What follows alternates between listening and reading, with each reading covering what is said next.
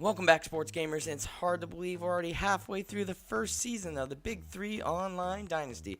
Idaho sits at a good 5-1 record, one win away from bowl eligibility, but we got a whole half of the season to keep fighting and hopefully rack together some more wins.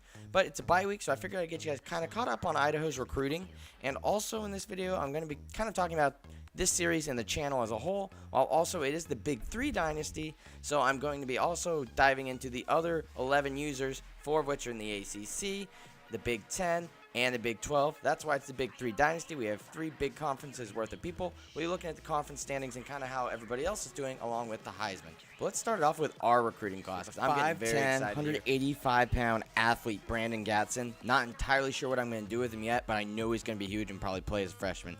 Then we have the 5'11", 187-pound wide receiver from Rexburg, Idaho. 71 overall, decent speed, not quite the acceleration, but that will grow. He's young, he can catch, good route running. A good player for Idaho to get at, where we're at. Being able to snag an in-state guy like Dante Smith is big, even though he's a little undersized. But we make up for that with big old Jeff Singleton from Leon Valley, Texas. He is 6'7", 272 pounds. He might only be a 60 overall and not very fast, but I'm excited to see what he can do. I think he's going to be really hard to tackle and give some people some fits. Then we have another big guy, 6'7", from just 200 miles up the road, William Jenkins from Sandpoint, Idaho. 6'7", 314. I mean, it's going to be hard to bull rush through him. So he's going to really solidify this line. It's getting kind of older, so hopefully we can get some young guys in here to be able to protect the guy who succeeds Matt Linehan. Then we got Sean Garrett, 6'2", 200 pounds from Medford, Oregon. Another huge signing for us, another 71 overall wide receiver. This guy's got some size, a little bit more weight. He's a little bit quicker off the line, but not as much top-end speed. Really excited about everybody we've signed.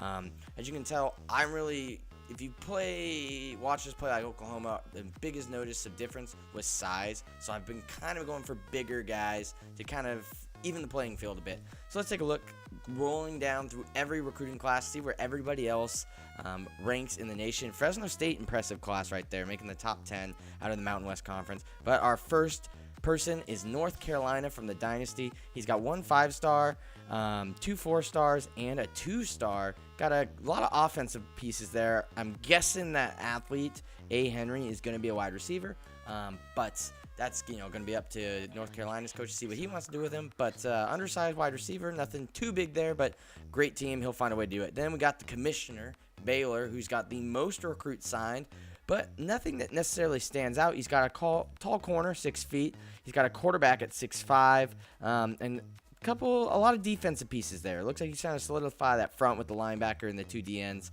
Obviously, it's still kind of early, so we don't get a huge judge on what everybody's doing. As you can see, Pittsburgh here making once again, it looks like possibly some offense. I don't know where these athletes are all going to go, but he's got a couple recruits you would say he's out-kicking his coverage with 3 4-star recruits. Then we got Rutgers, another person which we've played and defeated in the Dynasty, having a great recruiting class. Really solid, it's weird seeing where people are going when they only have a couple people signed.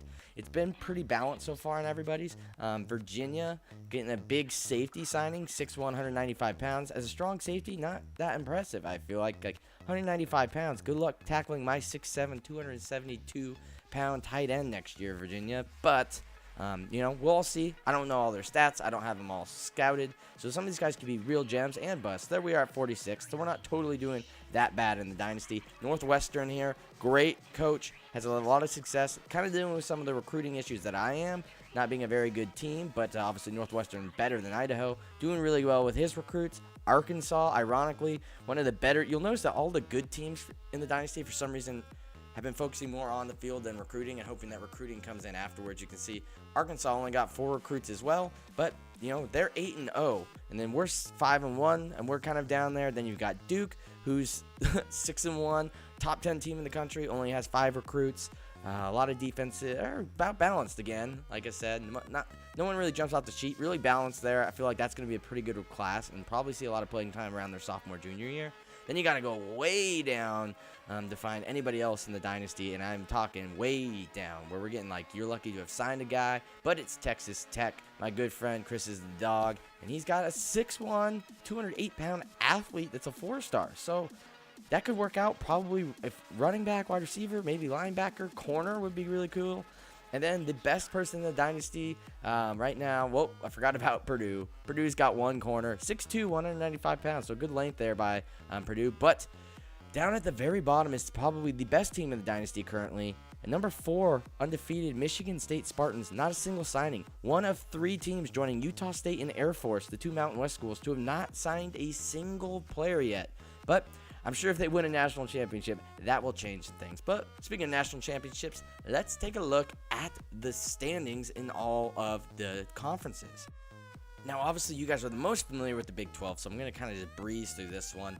Obviously, Texas Tech and Baylor kind of had their struggles on the field. Texas Tech's really gone on a run late, but it's a little too late. And then, obviously, Arkansas and I are the top 2 dogs right now in the Big 12. See how the rest of the season goes, but Arkansas is just about done. I don't think we're going to be able to pass them, which is too bad. So they'll be representing someone from the north, probably Oklahoma or Texas. Then you can see out in the the Big 10 West, you've got Nebraska leading the division for some reason over those guys. Then Michigan State and Ohio State, that is going to be quite the matchup right there. 2 undefeated teams, top 10 teams. But otherwise, the Big East, Rutgers kind of trying to stay alive. It stands out like this. Michigan State, like I said, is probably the best team right now in our dynasty. Goes to show everybody else is down in the middle of the pack. And Michigan State's right up there at the top. Now we're going to the ACC. North Carolina and Pittsburgh, both there. 1-2 in the Coastal, doing well.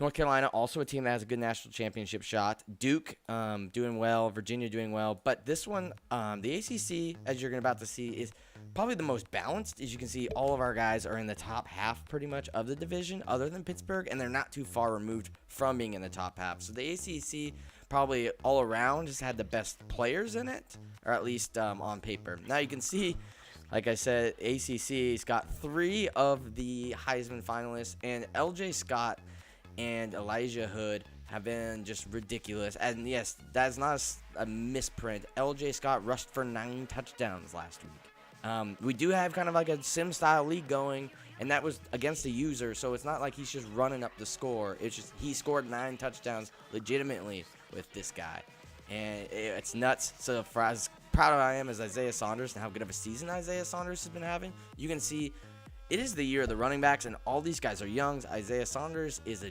sophomore, Elijah Hood is a junior, and LJ Scott is a sophomore, I believe. So these guys are going to be around for a while. And then you can see Duke has a running back in there as well. So there's a lot of good running backs in this dynasty, which is so rare. You think everyone's throwing the ball around, especially in an online dynasty. But we have a lot of guys that are really good at this, and they run the ball, manage the clock, and try to minimize turnovers.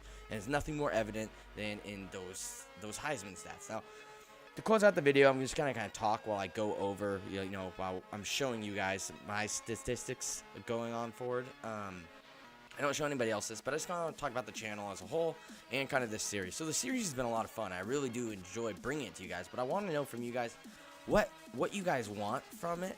I'm wondering, because I'm kind of at the hand of if we can connect, and I've almost had a couple issues where, I didn't get to bring you guys the game because somebody else needed to play, and we couldn't connect with EA Sports' crappy servers.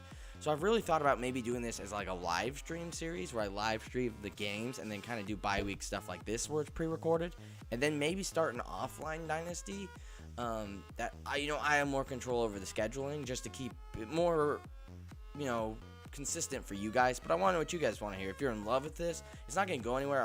I'm still going to live stream it all if it goes away.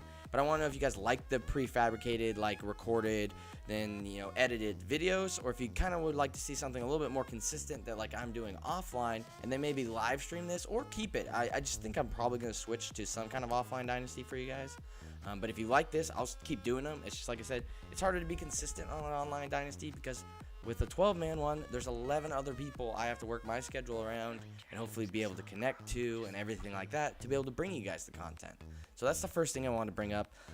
So second thing is, if I'm going to do this offline dynasty, any suggestions you guys want to see down below, like teams, conferences, anything fun like that, let me know. I always love hearing from you guys because, this is fun for me to do, and it's fun to bring it to you guys. So if you have a suggestion or team you want to see me do, put it down below, and I'll kind of update. It's not going to be anytime soon. I'll probably finish this season before I launch the offline dynasty, just to give it time and really let all the ideas fester and really play around with it so it's perfect when I upload it for you guys. Other thing I want to talk about is The online dynasty, obviously, we'll see how it works. Like I said, it's hard to show you guys recruiting because I'm recruiting against 11 people really, actively. The benefit to me being out way west is that a lot of the recruits I'm looking at, nobody else is looking at. But it's kind of hard to keep you guys updated like every week on recruits we sign and who we're recruiting, because obviously I can't let everybody know where my points are allocated, so that they can't just adjust their strategies like that. That's the downside of like having a peering camera in. Like, I'm the HBO Hard Knocks of our online dynasty. Everybody can see what I'm doing, how I play, plays I like to tend towards in certain situations. So next season when I'm playing some of these user games, because I think I only have one user game left against Baylor, you're going to see some of these better players that know what they're doing probably will have a better idea of how I play if they've had only faced me once or twice before. If they've watched the videos, they have an idea that I might try to keep running the ball. And so it's going to create a very interesting atmosphere, having peering eyes on what I'm doing at all times, but definitely not going to shy away from it for any means. It's just too fun to do this. So that's kind of where I'm at. I'm looking at doing an offline dynasty, so leave a comment down below on who you're interested in seeing if you have any. Also, I want to know you guys' mid-season MVP. Obviously, looking at the stats, I think Kevin Shelton has a good one for at least defensive. And then probably Kalen Hightower, Isaiah Saunders, or Deion Watson would be my picks. But I want to know what you guys think. So any suggestions on teams for Offline Dynasty down below? Who you think the offensive and defensive, mid-season players of the year so far for the Vandals are? And then anything else you found interesting or have any questions about the Big 3 Dynasty, I'd be happy to answer them for you. Make sure if you're new, I'd really appreciate it if you hit the red subscribe button. It pretty much means you get all this content for free and you get to know when it comes out, which is great. And you get more of me. Also, leave this video a like because it really helps, motivate me to keep making videos, and it gets it out there for other people to see. Anyways, this has been Lax Rocktober. I hope you guys are enjoying this series as much as I'm enjoying bringing it to you. I think we got some recruits in the pipeline that'll fall here in the next couple weeks that are really going to make a splash. We're shooting for a top 25 recruiting class.